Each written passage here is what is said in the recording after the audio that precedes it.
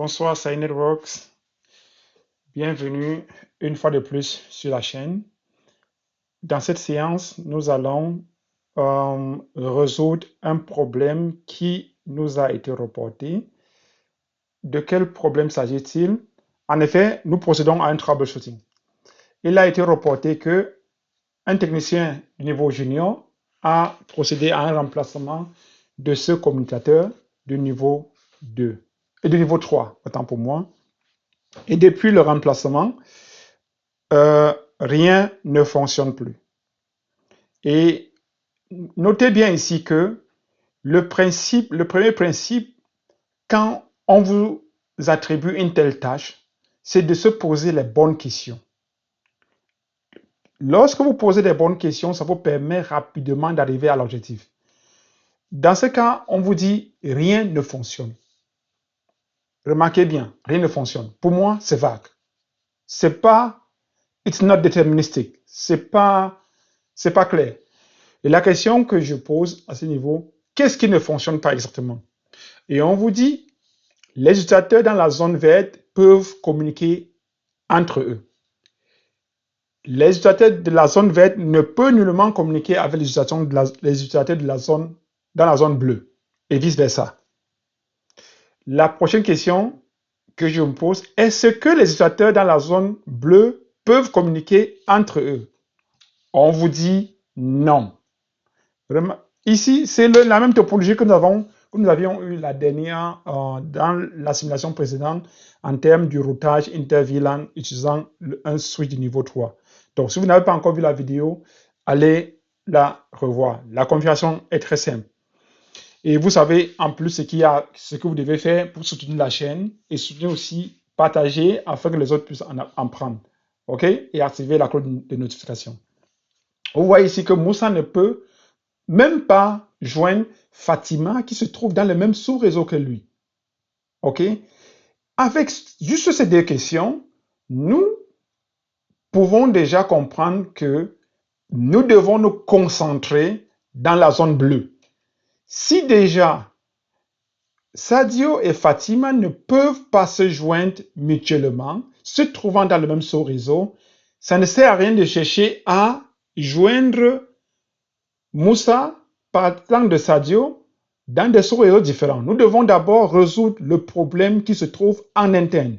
OK? C'est un problème interne.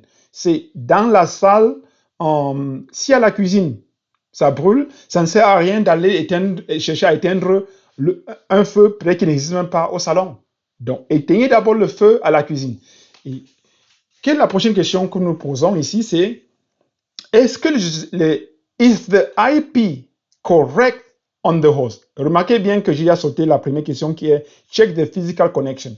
Nous savons déjà ici que les utilisateurs sont bien connectés, mais est-ce que l'adresse IP sur par exemple, ipconfig, chez les utilisateurs sont corrects?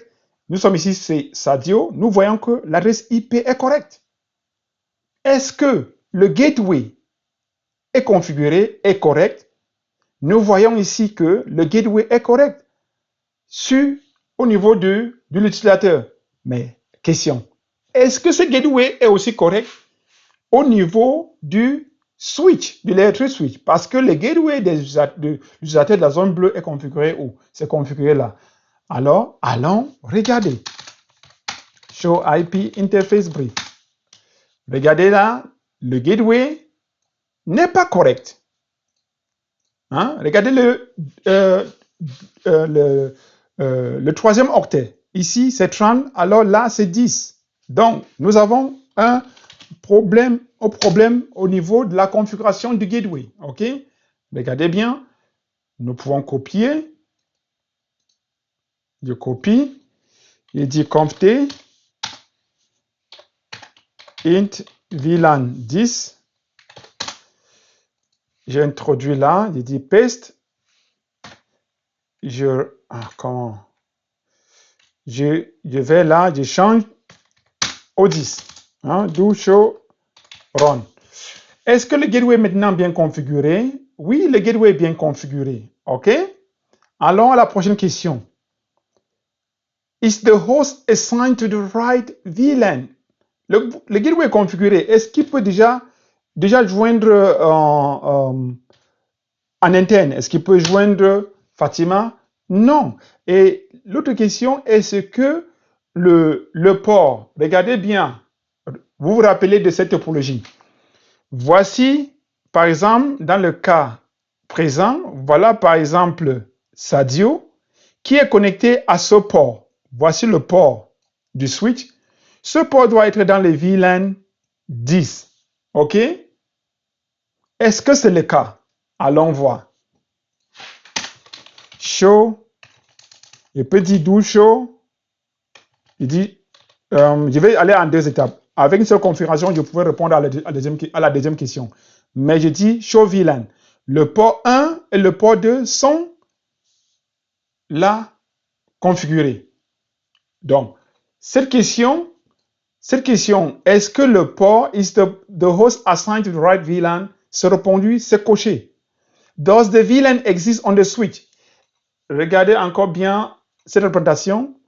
Si le port, au niveau du port, le port doit être dans le VLAN 10, mais si le VLAN ZELB is the VLAN assigned, configured on the switch, si ce VLAN, ça veut dire que cette chambre n'existe pas sur le switch, si ça n'existe pas, alors c'est normal que Fatima qui se trouve ici, dont le port est dans le VLAN 10, ils ne peuvent pas communiquer ensemble parce que pour communiquer, il faudrait qu'ils entrent dans cette chambre et ressortir par là et vice-versa.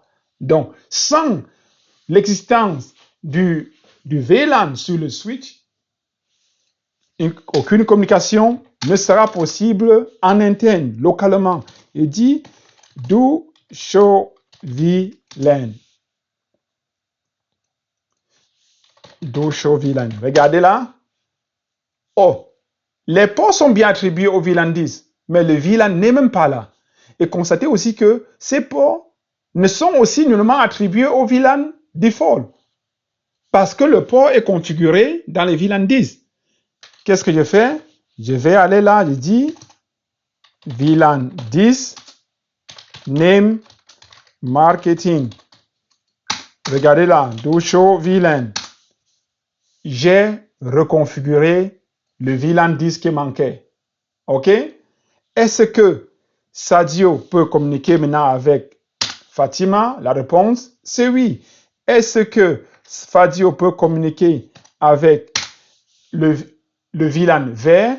La réponse doit être oui. Regardez bien. Si tout est bien configuré, alors Sadio doit être en mesure de communiquer avec Josiane qui se trouve dans le VLAN vert. Et ce qui est le cas. Vous voyez, en effet, ici, je voudrais montrer l'importance de se poser des bonnes questions. Assumer quelque chose, essayer de prouver. Donc, et passer aussi par élimination des cas. Donc, c'est aussi simple que ça. Est-ce que c'est difficile? Non. Les gars, ne vous laissez pas, les gars, les filles, ne vous laissez pas décourager. Et surtout, vous les filles aussi, je vous encourage.